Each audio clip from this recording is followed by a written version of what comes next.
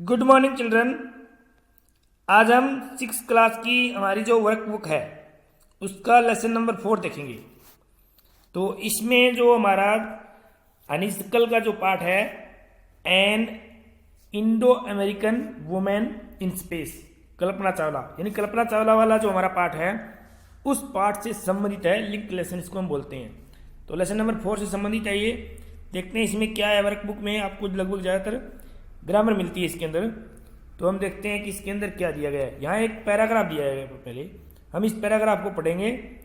ये mister APJ Abdul कलाम के बारे में। फिर इसके नीचे आपको कुछ क्वेश्चन दिए गए हैं, उनके आपको आंसर देने हैं। तो हम पहले इस पैरे को पढ़ लेते हैं। तो पहले हम पैरा पढ़ेंगे आराम से। देखते हैं इसमें क्या है कि doctor APJ Abdul Kalam was born on 15 October 1931 at Rameswaram. कि मिस्टर एपीजे अब्दुल कलाम का जन्म है वो 15 अक्टूबर 1931 को रामेश्वरम में हुआ था। Was born. Okay. He was one of the 4 children of Jainul Abdin and Ashiamma. वो अपने माता पिता यानी जैनुअल आब्दीन और आसियमना के 4 बेटों में से एक थे। 4 यानी टोटल भाई बहन कितने थे वो? 4। He did his schooling from Schwartz school. उन्होंने अपनी जो स्कूलिंग की थी वो स्क्वैट स्कूल से की थी। आफ्टर ग्रेजुएटिंग का मतलब होता है बीए करना या बैचलर ऑफ आर्ट्स या बीएससी बैचलर ऑफ साइंस। वो करने के बाद फ्रॉम सेंट जोसेफ कॉलेज से उन्होंने ग्रेजुएट की। कहाँ से? तिरुचिरापल्ली से। ठीक है। उसके बाद उन्होंने क्या किया?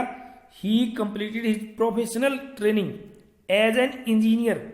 कि उन्होंने अपनी व्यावसायिक ट्रेनिंग जो इंजीनियर के रूप में थी वो की। कहाँ से? From Madras institute of technology. Madras जो तकनीकी संस्थान है वहाँ से उन्होंने क्या की? इंजीनियरिंग की ट्रेनिंग की। Next, his political career is marked by becoming the scientific adviser to government in 1999। कि उनका जो राजनीतिक जीवन होता है, कैरियर है, वो कहाँ से शुरुआत होता है? जब वो भारत सरकार के साइंटिफिक एडवाइजर यानी वैज्ञानिक सलाहकार बने थे 1999 में। तब से उनका पॉलिटिकल कैरियर शुरू होता है। He reached the zenith of his career. कि वो अपनी जो कैरियर की जेनिथ होता है हाईएस्ट ऊंचाई पर पहुंच गए। कब? Becoming the 11th president of India. Bharat के 11वें राष्ट्रपति बने। कब बने वो? ऑन जुलाई 25 टू 2002 25 जुलाई को। तो ये हमने इसके बारे में पढ़ लिया। अब इसी से रिलेटेड आपको यहाँ पर कुछ क्वेश्चन मिलेंगे। ये देखें आप। अब आप देखेंगे फर्स्ट क्वेश्चन है when was Abdul Kalam born. Abdul Kalam का जन्म कब हुआ? तो आप ये पैरा पढ़ेंगे तो उसमें देखेंगे इसका आंसर भी है कि Abdul Kalam was born on 15 October 1931। आप ऐसे लिख देंगे। Okay. Next, right the name of his parents. उसके माता पिता का नाम लिखना है आपको। तो वो आप पहले में देख लेंगे कि the names of his parents are Zainul Abdin and Ashiamma. ये उनके माता पिता के नाम थे। Next, he did his schooling from. कि उन्होंने अपना स्कूलिंग कहाँ से की? तो आप पहले में देखेंगे तो वो स्क्वैट स्कूल है। इसकी सही स्पेलिंग वास्तव में ये है स्क्वैट्स। ठीक है। ये थोड़ी स्पेलिंग शायद इस पहले वाले ने गलत दे दी है। और आगे है when did he become the scientific adviser to government. कि गवर्नमेंट के साइंटिफिक वैज्ञानिक सलाहकार कब बने?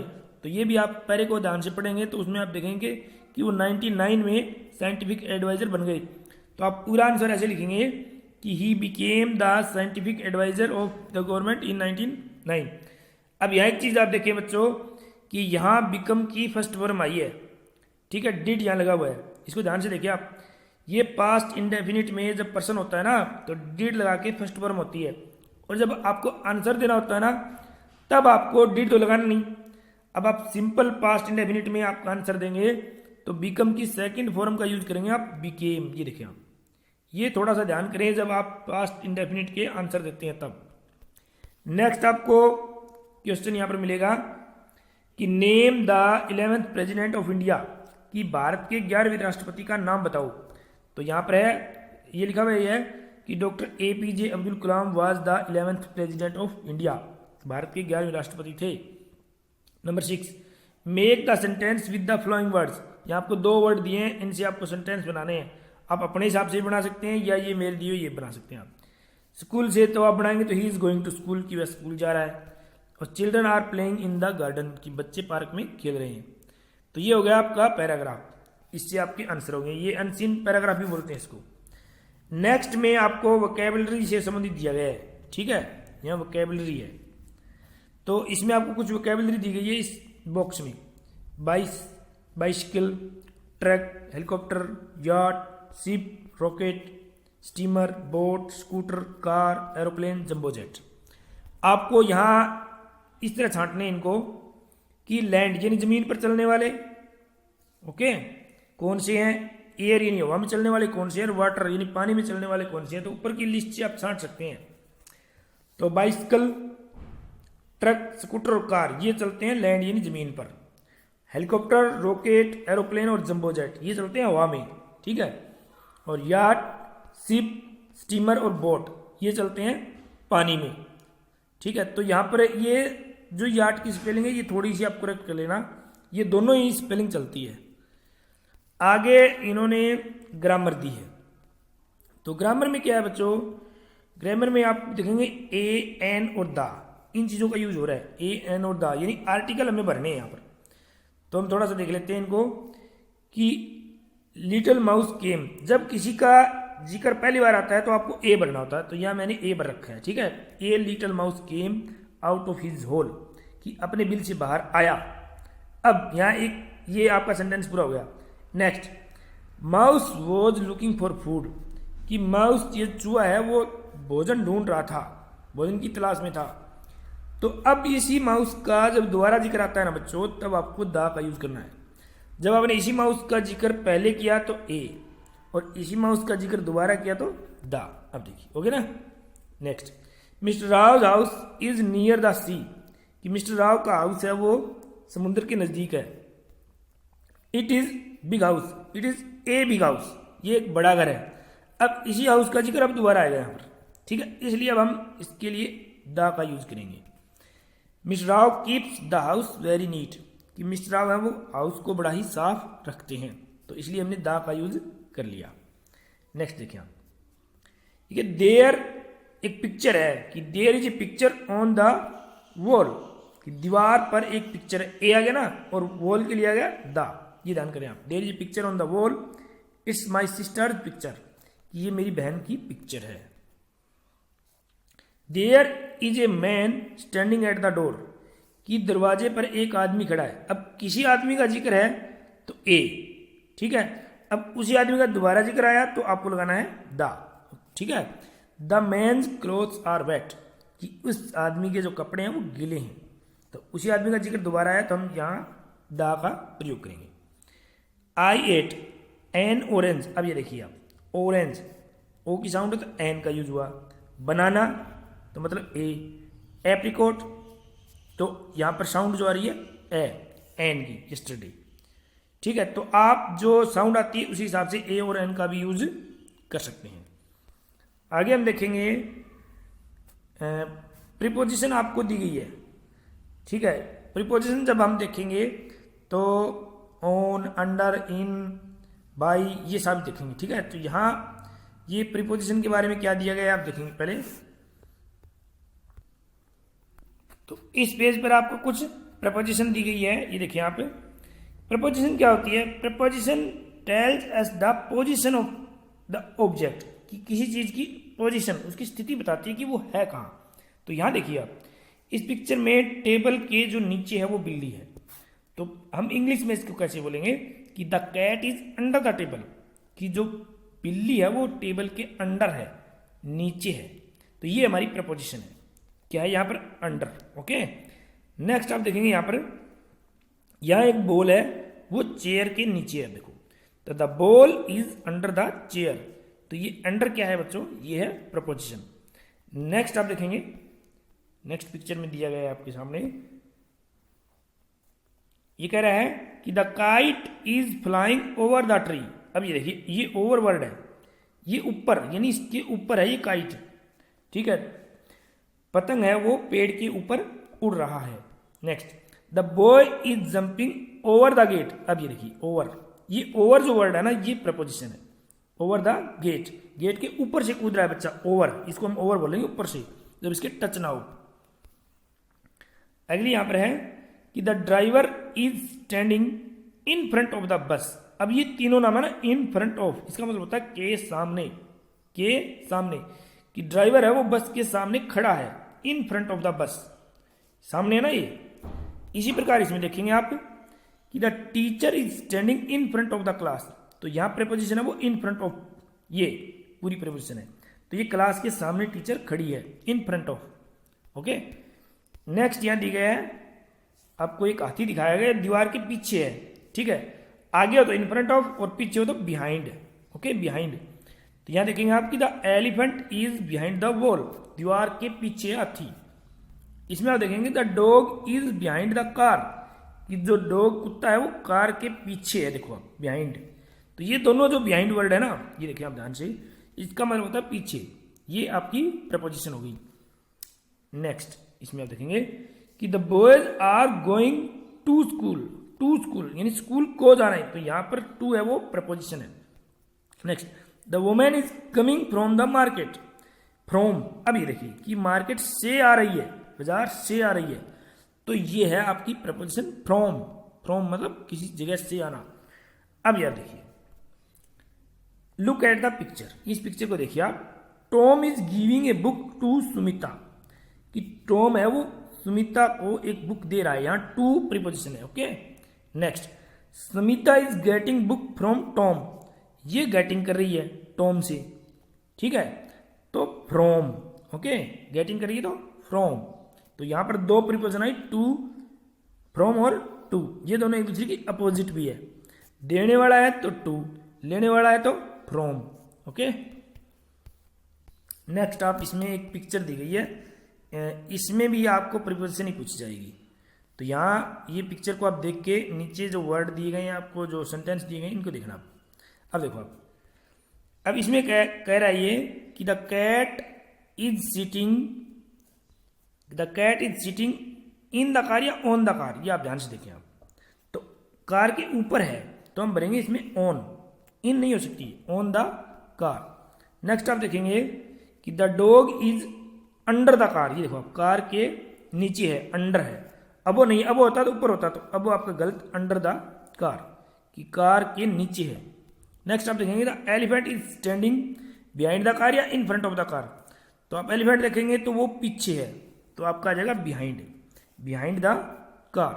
नेक्स्ट आप देखेंगे the car is elephant and the boy, लड़के और हाथी के बीच में है कार, ये देखिए आप, कार, बॉय एयर एलिफेंट ये इनके बीच में है, तो ये बिटवीन, इसको हम बोलते हैं बिटवीन। ओके, तो यहां हम भरेंगे आपको between, between the car, the car is between the elephant and the boy, कि जो कार है वो हाथी और लड़के के बीच में है। Okay, the bird is flying over the elephant, हाथी के ऊपर, ओवर है, आप देखेंगे ध्यान से, ये देखिए आप, ये बर्ड है तो ये ओवर है। ओके, हाथी के ऊपर है, ओवर। आगे आप देखेंगे द ब्रिज इज, जो पुल है वो भी नदी के ओवर ही होता है, ऊपर होता है, इन तो हो ही नहीं सकता बच्चों। Okay, next, the donkey is near the bridge, अब देखो ऑन नहीं है वो, अगर वो, यहां देखेंगे आप, डंकी देखिए, ये डंकी है, ये डंकी है, ये ब्रिज है, तो ये ब्रिज के यहां होता ना तो हम लिखते ऑन, अब ये इसके नजदीक है तो हम लिखेंगे नियर। ओके, ये preposition, near the bridge. The driver is in the car, driver है वो कहाँ है, देखो आप, ऑन द कार है या इन द कार है, देखिए, तो जो अंदर है तो हम लिखेंगे इन द कार। ओके, आगे हम देखेंगे, ये आपको कुछ वर्ड दिए गए हैं, यहां ये क्या कह रहा है कि see the picture carefully and write the names of many object of daily usages you can, as you can, जितने आप लिख सकते हो इतने आप वर्ड लिखने हैं जो आपको डेली यूज करते हैं। डेली यूज में आपको बाइसिकल है, रिस्ट वॉच है, रेफ्रिजरेटर है, ये चीज़ें आप घर में यूज करते हैं। इसके अलावा भी car, motorcycle, bus, train, pen, ring, pencil, mobile phone, table, chair, fan, colour, cooler, gas cylinder, iron यानी प्रेस, बल्ब, ये चीज़ें आप यूज़ करते हैं घर में। तो आप और भी इसके अलावा भी लिख सकते हैं बच्चों, काफ़ी लिखने की कोशिश करें आप, इससे आपको स्पेलिंग भी याद होगी। आगे आपको कंपोजिशन दी गई है। कंपोजिशन का मतलब होता है कि कोई पैराग्राफ लिखना। तो यहाँ आपको एक पैराग्राफ लिखना होगा, थोड़ा सा इसमें बताया गया इसने, composition in writing. As you know your mother looks, speaks, walks, dresses, works. आपको पता है कि आपकी माँ कैसी दिखती है, कैसे बोलती है, कैसे चलती है, कैसी ड्रेसें पहनती है, ये आपको पता है। Now complete the paragraph. अब आपको पैराग्राफ लिखना है अपनी मदर के बारे में। If you are describing your mother, अगर आपको अपनी मदर के बारे में वर्णन करना हो तो take help from following hints, जो नीचे आपको हिंट दिए गए हैं इनसे आपको सहायता लेनी है, हेल्प लेनी है। तो यहाँ मैं आपको थोड़ा जल्दी जल्दी बता देता हूँ। ये यहाँ आपको सबसे पहले आपको लिखना होगा नेम। नेम तो आप अपने आप लिख लेंगे। फिर उसकी उम्र बतानी है आपको। उम्र क्या है? यंग है, यानी वो जवान है तो आप लिखेंगे यंग, किसी यंग। अगर वो बीच बात की उम्र की है, ना जवान है ना बूढ़ी है, तो आप लिखेंगे मिडल एज्ड। और अगर वो बूढ़ी है तो आप लिखेंगे एल्डरली। तो आप इनमें से एक ही चीज़ लिख सकते हैं, तीनों नहीं लिख सकते। ओके, नेक्स्ट ये दे रहा है हाइट, कि उसकी हाइट कैसी है। तो आपको बताना है कि वो टोल है, लंबी है, शॉर्ट है या एवरेज, यानी सामान्य है। या कॉम्प्लेक्शन, उसका कॉम्प्लेक्शन बताना है, रंग कैसा दिखाई दे रहा है, कि फेयर यानी साफ रंग है बिल्कुल, डार्क या थोड़ा भी काला रंग हो सकता है, व्हीटिश होता है, गेहूं रंग, बीच बाच का। फिर उसका बताना चेहरा कैसा है, कि लॉन्ग है, राउंड है या ओवल है, लंबा, गोल या अंडाकार आकार में। फिर उसकी नाक बतानी आपको कि कैसी है, लॉन्ग है, फैट है, हुक्ड है, अपटर्न्ड है। या आप इसकी हिंदी आप देख लेना, ठीक है। इसके बाल कैसे हैं, कि स्ट्रेट यानी सीधे हैं, करली घुंघराले हैं, ब्राउन है, ब्लैक है या प्लेटेड। प्लेटेड होती है चोटी करना, भी उन्हें चोटी करती है वो। उसकी आंखें बतानी है कि ब्राउन है, ब्लैक है, ब्राइट है, लार्ज, स्मॉल, कैसी है ये बतानी है आपको। उसका मुंह बताना है आपको, फिर वाइड है, स्मॉल है। लिप्स बताने हैं, थिन, थिक, स्मॉल।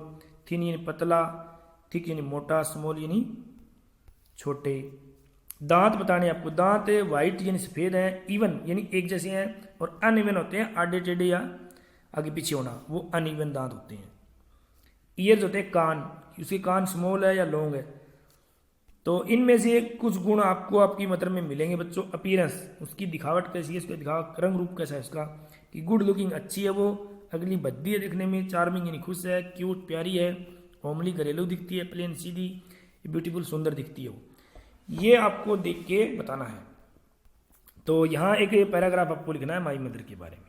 या मैंने कुछ लिख दिया थोड़ा सा, तो आप थोड़ा सा और लिख लेना बच्चों। यहाँ आपको क्या करना है पहले, कि माई मदर, यहाँ आपको अपनी मदर का नेम लिखना है। माई मदर इज, ये ठीक है। सी इज, अब वो क्या है, यंग है। अब यहाँ मैंने उम्र के बारे में दे दिया। सेकंड नंबर जो चीज़ थी वो उसमें देखा ना आपने ऊपर, यहाँ देखिए आप, इसमें सेकंड नंबर थी ये एज के बारे में। या एज के बारे में था कि वो यंग है, मिडिल एज है या एल्डरली। ये आपको सेकंड नंबर खालिस्तान में आपको जो ब्लैंक दिया गया उसमें आपको भरना है। आपकी माँ जैसी भी अगर एल्डरली है तो आप एल्डरली भरें, मिडिल एज है तो मिडिल एज भरें। आगे सी इज टोल वुमेन, कि वो लंबी है या फिर छोटी है, या आप यहाँ से भरेंगे हाइट से, ठीक है। टोल है, शॉर्ट है, एवरेज है। तो इनको देख देख के आप भर सकते हैं, ठीक है। आगे भी इस तरह उसका जो कॉम्प्लेक्शन है वो आगे दिया गया है, कि फेयर है, कैसा है। सी एज ए राउंड फेस, उसका फेस कैसा है ये दिया गया है। उसकी नोज कैसी है, लॉन्ग है या अपटर्न्ड है, जैसी भी है। फिर उसके एयर के बारे में बताया गया है कि वो ब्लैक है या कैसे हैं। फिर उसकी आइज़ के बारे में बताया गया है, ठीक है। फिर उसके मुंह के बारे में, जैसा भी आपको आपकी माँ का मुंह जैसा दिखता है वैसा लिख देना आप। फिर उसके लिप्स यानी होठों के बारे में बताया गया है, थिक है, थिन है, स्मॉल है। या फिर टीथ के बारे में बताया गया है। फिर ईयर के बारे में है, और फिर उसकी अपीयरेंस के बारे में। तो इस तरह आप एक पूरा पैराग्राफ आप लिख सकते हैं। नीचे आपको कुछ और दिया गया है, ये आपको कुछ पिक्चर दी गई हैं, कुछ वर्ड दिए गए हैं, ठीक है। इनको आप थोड़ा सा ध्यान से देखेंगे हम। तो यहाँ आपको पहले इन सब के आपको दिए गए हैं नाम, mechanic, doctor, barber, teacher, nurse, shopkeeper, soldier, cobbler, fruit seller, mason, ये दे दिया आपको। अब आपको यहाँ ये जो पिक्चर दी गई है इनसे आपको मिलान करना है। तो नंबर 1 पर हमारा जो ये है, ठीक है, इस नंबर 1 पर ये, तो ये नंबर 1 पर कौन है, ये मैसन है, मिस्त्री होता है ये, ठीक है। तो हम मैसन को नंबर 1 पर लिख देंगे, मैसन। ओके, नेक्स्ट 2 नंबर जो पिक्चर है वहाँ पर कौन है, ये आप देखेंगे तो ये टीचर है, तो इसमें से आपको ढूंढना है और लिखना यहाँ पर है टीचर। ओके, नंबर 3 आपको ये पिक्चर ढूंढनी है, कौन है ये डॉक्टर है, तो डॉक्टर की स्पेलिंग आप ढूंढें, इसमें से ये रहा, यहाँ 2 नंबर पर है और यहाँ आपका है 3 नंबर पर, तो आप 3 नंबर पर लिख देंगे डॉक्टर। ओके, नेक्स्ट 4 नंबर पर आप देखेंगे नर्स है, तो नर्स की स्पेलिंग कहाँ पर है, नंबर 5 पर है इसमें, तो आप लिखेंगे यहाँ पर 4 नंबर में नर्स। 5 नंबर पर आपको ढूंढना ये कौन है, ये कोई फल विक्रेता है, तो ये फ्रूट सेलर, फल विक्रेता। नंबर 6 पर आप देखेंगे तो ये शॉपकीपर है, दुकानदार, शॉपकीपर, 6 से 6 मिल गया। ओके, नंबर 7 पर आप देखेंगे तो ये कोई सैनिक दिखाया गया है, तो सोल्जर। ठीक है, ये स्पेलिंग भी याद कर लेना बच्चों।